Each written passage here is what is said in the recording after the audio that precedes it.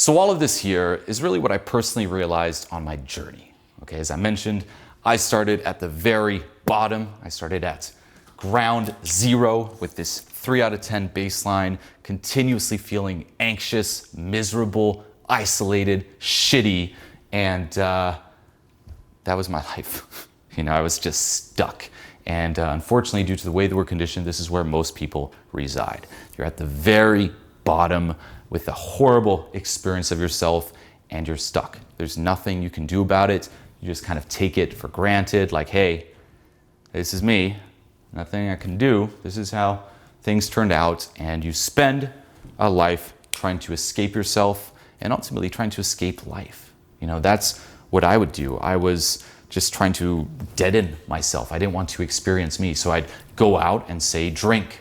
Okay, what are you doing if you're drinking? You're pouring literally poison into your body in order to not feel. I would try to daydream if I was awake. I'm like, just daydream, just don't be here, don't feel you, don't experience life. Anything to escape it. It's crazy. As I said, I would look forward to falling asleep at night. I was not there. If you talked to me, I would talk back, but if you looked into my eyes, there was no presence. There was not that light, there was not that aliveness. I was somewhere else. It was just, here's a body. That was pretty much it. I was in this haze, in this derp state, if you will. I had no purpose, no ambitions, a meaningless existence. And that's what you see if you go out in the street. You see people, a meaningless existence, doing whatever they can to cope with themselves and to escape themselves. And you can't really blame them either. It's easy to look down, like, look at those people going to drink, look at those people doing drugs. It's like, what else would they do? They're you're stuck with this. Like, at the time, I had no instructions. No one told me what to do. No one told me I could change this. It's like, you just do the best you can with what you have. It's like, hey, these were the cards you're dealt. Deal with it. And it was horrible. Every day I was like, oh, make it through the day, anxious, just always paranoid.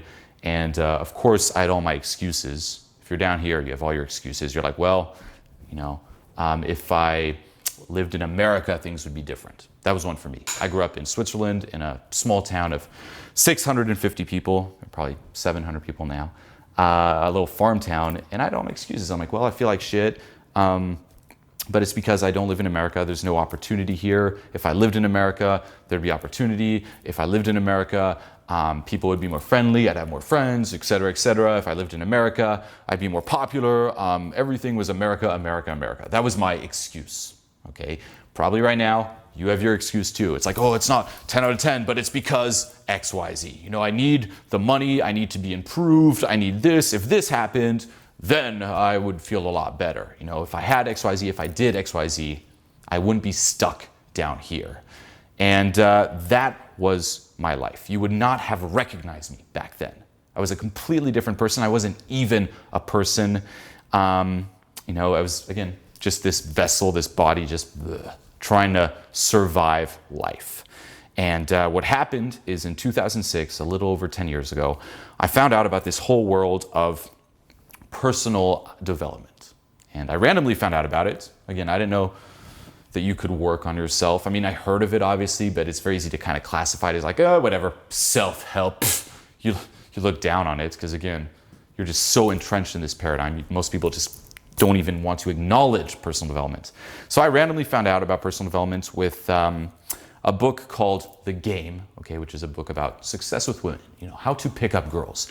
And that book just changed my life. I read it and I was like, whoa, what is this?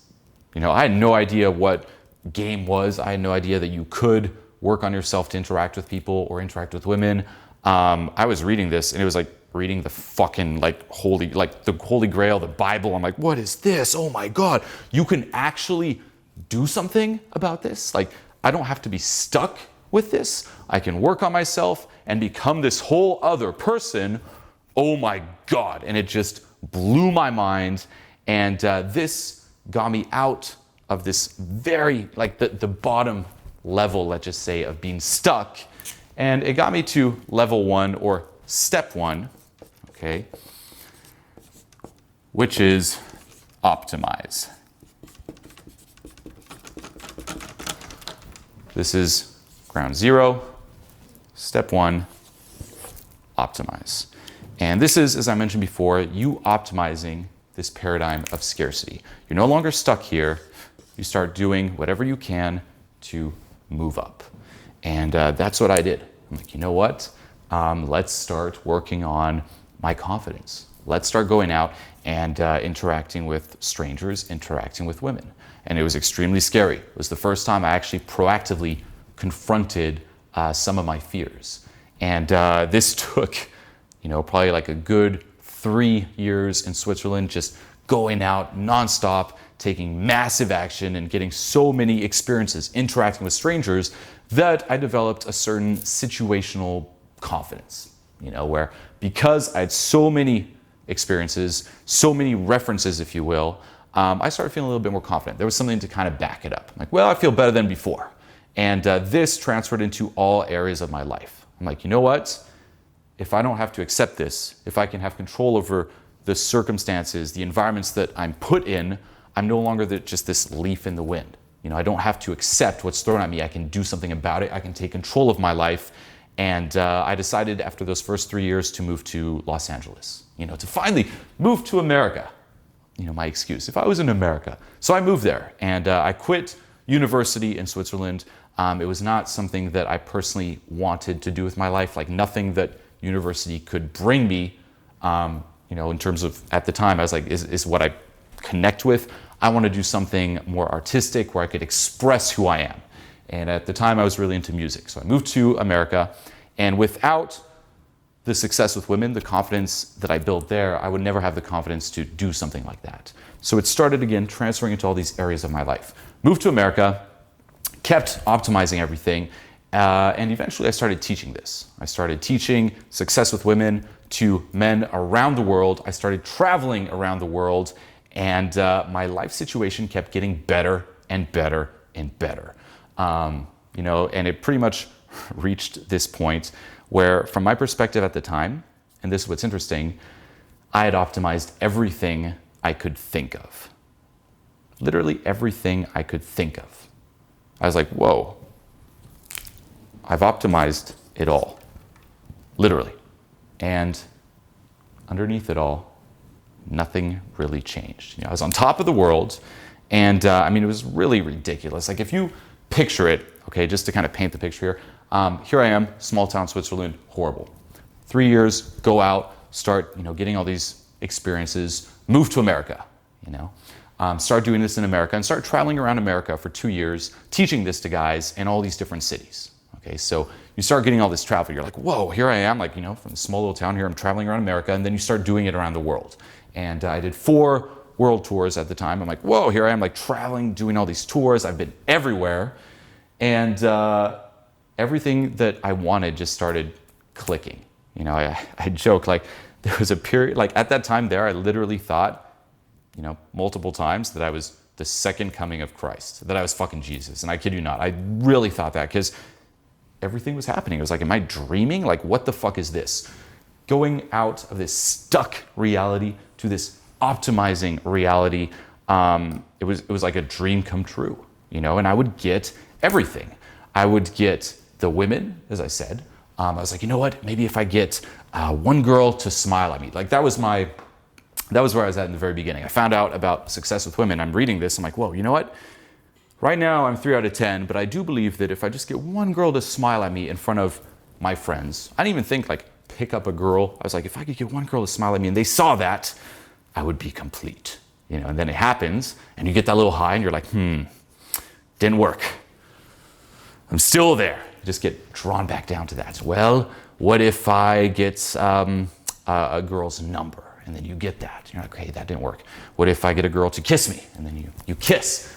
And every time you get this little high, but you're just drawn back down, drawn back down, drawn back down. Okay, kiss didn't work. What if I sleep with a girl? Boom, sleep with a girl. Didn't work. Okay, what if I sleep with, it's probably because she wasn't the most, she wasn't that beautiful. I need like model. And then you sleep with a model. You're like, oh, that didn't work. Maybe I need more models. So you just start getting more and more models. Damn, that didn't work. Maybe it's a relationship. You start getting relationships. That didn't work. Okay, maybe it's not the women. Maybe it's, I just need more, I need the fame. And then you start getting the fame. And this is my reality. Here I am, Switzerland, get the woman, move to America. Whoa, start getting the fame, where you're not only getting all this approval and validation from women, but you're also getting it from huge crowds of guys cheering you on for that.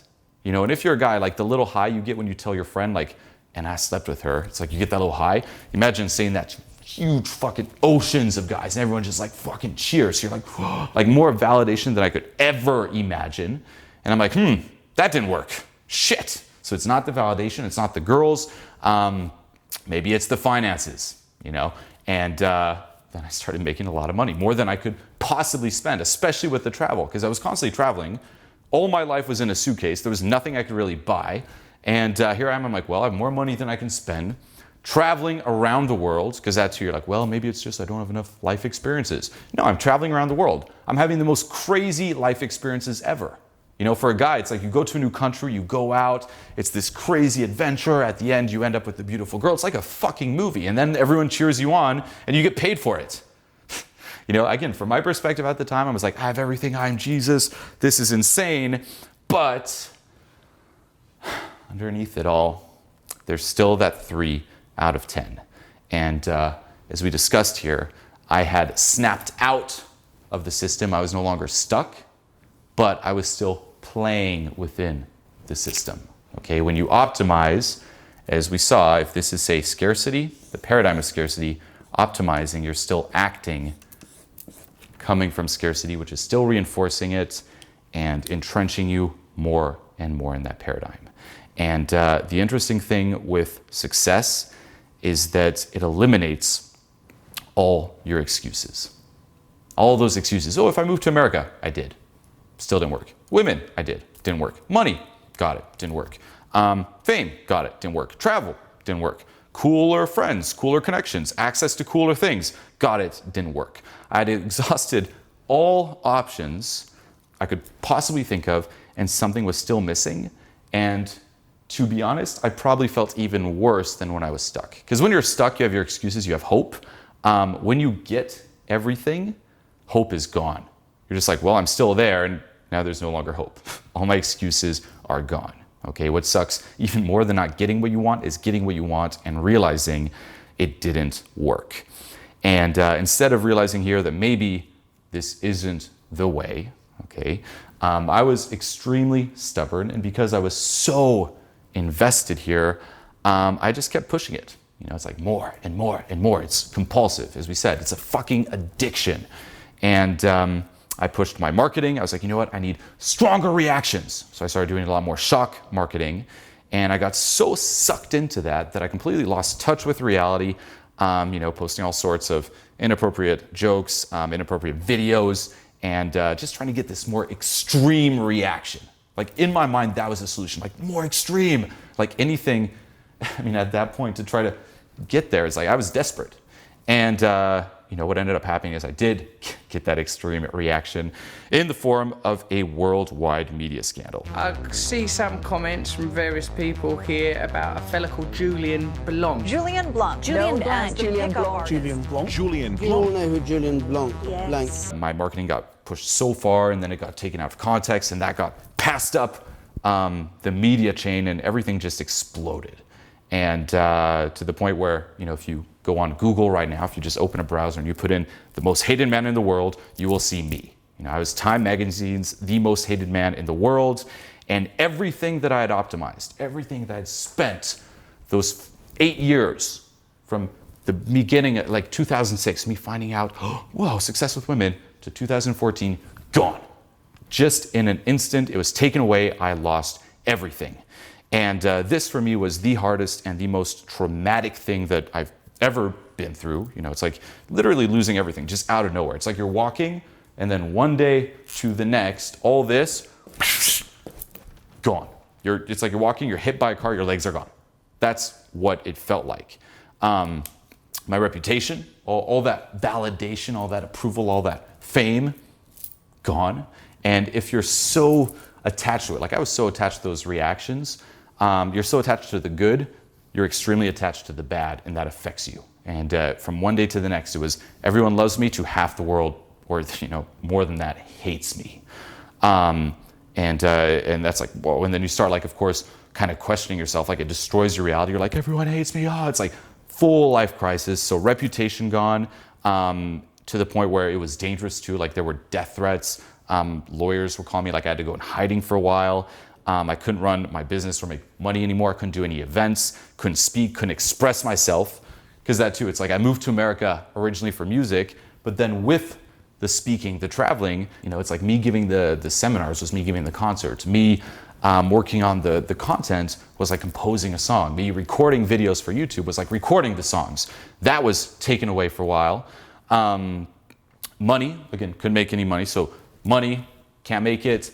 And I lost so much money just on PR lawyers, different lawyers for appeals, where, for example, because I was the most hated man in the world on Google, countries like the UK would just send in like, hey, you can't come to our country to give seminars. You're banned, let's just say.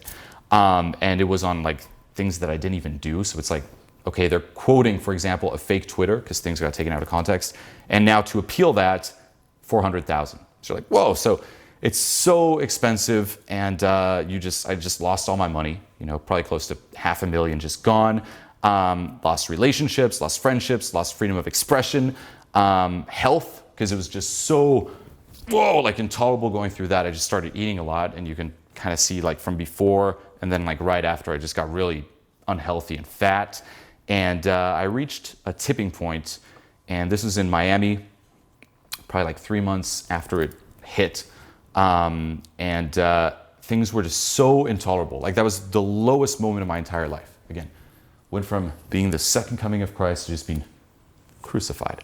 And I remember I was there, and it was the end of the night. I was just walking around, and it was I went and sat down on the beach, and all the thoughts and emotions were so intolerable because everything was just gone, that I just let go. And that was the scariest thing I ever did. Again, it's like you're hanging on that cliff. It's like, let go, let go. It's like at this point, it was like just so intolerable. I was like, fuck it. And I let go. And you'd think you would fall into scarcity. You'd fall and ultimately die. It kind of feels like suicide, like letting go. But it was actually the opposite. And I experienced this state of abundance. And this is when I realized and knew, and it wasn't just like a logical understanding, like I really knew that underneath it all, you have that state of abundance. And, it's what you are at a core level, and the journey there is about letting go of scarcity and not optimizing. Here's step 2, but dropping. Optimize is step 1. Step 2, drop. And this here is what changed my life. It's by literally having everything just taken away. You have nothing. And because you now have nothing, you can finally find out who you are, what you are. And of course, what immediately happened after that, like I had this glimpse, like, whoa! Instead of, falling into scarcity, I drifted into abundance, or realized I was in abundance. And immediately after, all of the repetitive thoughts and beliefs and emotions that were just buried in my subconscious took over again. And we'll discuss this. It's like there's so many things that are built on this assumption of scarcity that are just in your subconscious that are still active. So you have to dig that up and let go of it as well in order to make this permanent. Okay, and we'll get to it. But remember this, the prime obstacle is your subconscious. So it all took over again, but that experience showed me the journey there. And not just that, but it gave me the proof that abundance isn't here. It gave me that proof. Without the proof, you can try to convince yourself, but there's still going to be doubt. So I saw the destination. I experienced the destination. And now I knew how to get there. It's by dropping. Okay? And this is what inspired me to start reflecting on my life, reflecting on my experiences, reflecting on what the fuck happened, how this happened. And this is what inspired all of this information here. Okay? It's ground zero. Unfortunately, this is most people. you find out about personal development, you find out about working on yourself, success, hustle, etc., you start optimizing this paradigm of scarcity. The more you optimize, the more you realize it didn't work, the less excuses you have, and eventually you have to reach this point where you drop it. You can't get there through optimizing, you get there through dropping. Stuck, optimize, drop. And to drop, you really have to basically reach this point where you kind of have this nihilistic point of view, where you have to be okay that you don't need to do anything, that there is no point to anything. You have to be okay with nothing. Because what are you required to do here? You must give up everything. You must come to terms with the fact that you don't need to do, you don't need to improve, you don't need to become successful, you don't need to make money, you don't have to be healthy. There's nothing you have to do. There is no point to anything. And it's at this point here, people are like, well, what's the point? Like, why am I even alive? Like, you're one step away from despair, but you're also one step away from enlightenment. Okay, and this is when genuine inspiration kicks in. You reach that point of just full nihilism, like, okay, no point to anything. And then what you notice is something kicks in. And then you're inspired to take action, and it's not this forced escape. Okay? And once again, it's like it feels like everything's insignificant, but in reality, this is extremely freeing because there is no meaning, there is no purpose. You can create your own.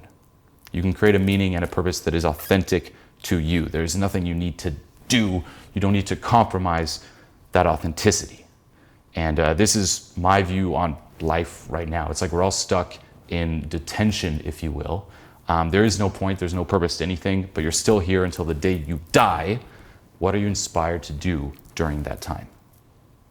It's not what you get. There's nothing you need to do. You die, you're gone. There's nothing you can take with you. But during this time, what would make this experience authentic and just amazing for you? What are you inspired to do? That's life. And once again, you can't force this inspiration either. It's something that just happens. And what you will notice is that you will be inspired to, for example, be healthy. You will naturally be inspired to, quote unquote, work on yourself and, quote unquote, improve. But it's not coming from this place of you forcing it.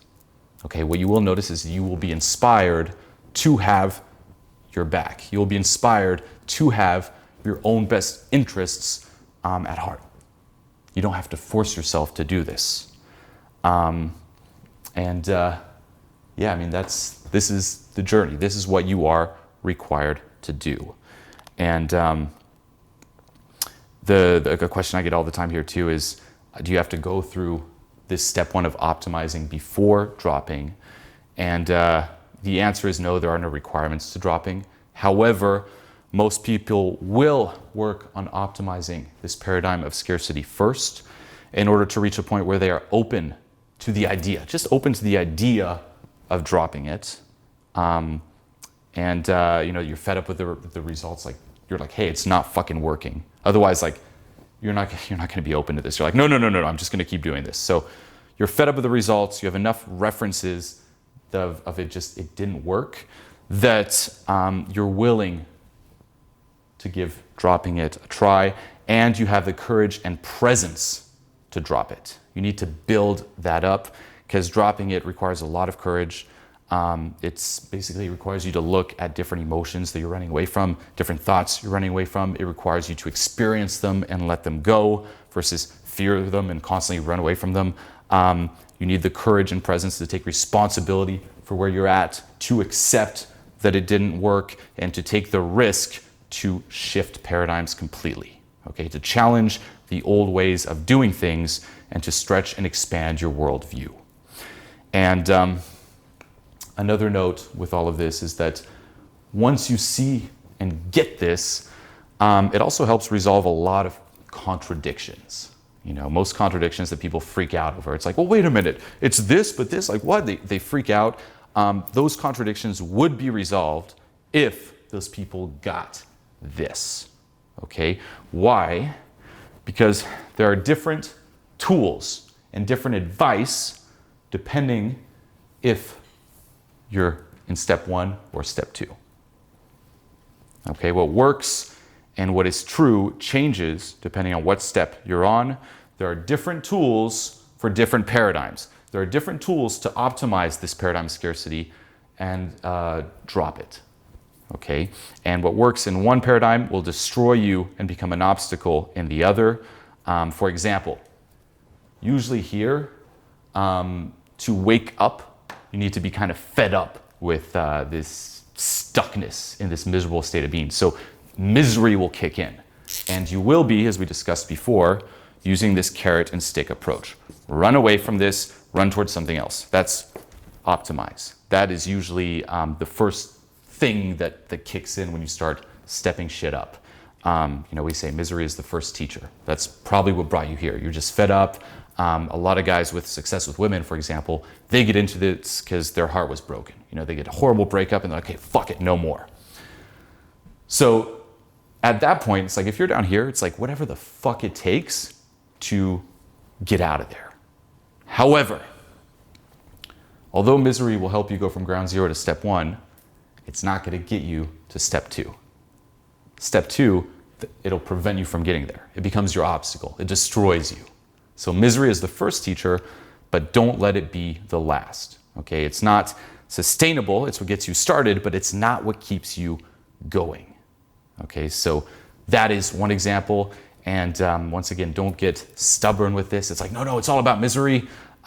With misery, it's similar to a fucking credit card. Eventually, it's like a debt that has to be paid. It'll give you that short-term win, but not that long-term win. You won't have that long-lasting motivation or the long-lasting success. This type of mentality where it's like, it's me against the world. I got to beat everyone. Eventually, it will come and bite you in the ass. So don't get hooked on any specific way of doing things. It's like, use the tool if you're down here, but then don't hang on to that tool. Once it's served its purpose, drop it. Once misery, for example, scarcity, that running away from running towards has served its purpose to wake you up, let go of it, put it down. This is extremely common with the self-help junkie. As I said, it's like hooked on optimizing. It's like you're taught, try harder, be smarter, faster, better, work harder, keep on working, so on and so forth. At this point, if you're just continuously just hooked on optimizing, put the tools down. Okay, it's like no more self-help for you. You're cut off, and you'll usually sense too when a tool has served its purpose by just bringing awareness to how you feel. How you feel right after, and look for relief. Right now, waking up from this horrible, state of just stuckness and scarcity, if you are motivated by misery, although it's still you running away from something, it's you optimizing, you feel relief because you're out of this. You're no longer stuck. But once you're out of there, you feel relief when dropping it. So different tools for different steps of the way. Stop looking for like this one teaching where there are no contradictions. Okay, for one teaching to have no contradictions, someone would have to just focus on step 2 or just focus on step 1. You're going to find a lot of contradictions in my teachings. I have videos on YouTube where I'm telling you how to snap out of this fucking baseline. I'm telling you carrot and stick approach, how to optimize that. That's for someone who's at that level. Once you're there, it's about fucking dropping it. Okay, so I just offer a bunch of teachings for different people depending on where they're at. And this here is how I personally realized everything that I'm sharing with you. And since that event in Miami where, I kind of realized, temporarily I experienced this state of abundance, I went all out obsessing over this in order to find a way to get there and to make it permanent. And it took 2 years, here we are 2 years later, of me sitting with myself, reflecting on, all my years here, stuck, all my years optimizing, all of those experiences, facing, these deep, dark aspects of myself, facing your demons, bringing awareness to stuff you just never bring awareness to, reading all these different resources, these books. I worked for a while with an energy coach. I just went all out in order to find a process that worked for me and what I'm going to teach you here. Okay, I eventually found this. And this is field tested and proven. This is something that I've taught to clients. It's not based in some mystical reality. This is proven to work, okay, in the real world. I'm someone who's extremely logical and practical, and that is what I'm bringing you here. It's not some hypothetical reality. It's easy to talk about this. It's like, where's the practicality? And that's what we're going to be getting into. It's real, it's raw, and this, okay, and what I'm bringing you is what changed my life, and this is what will change yours.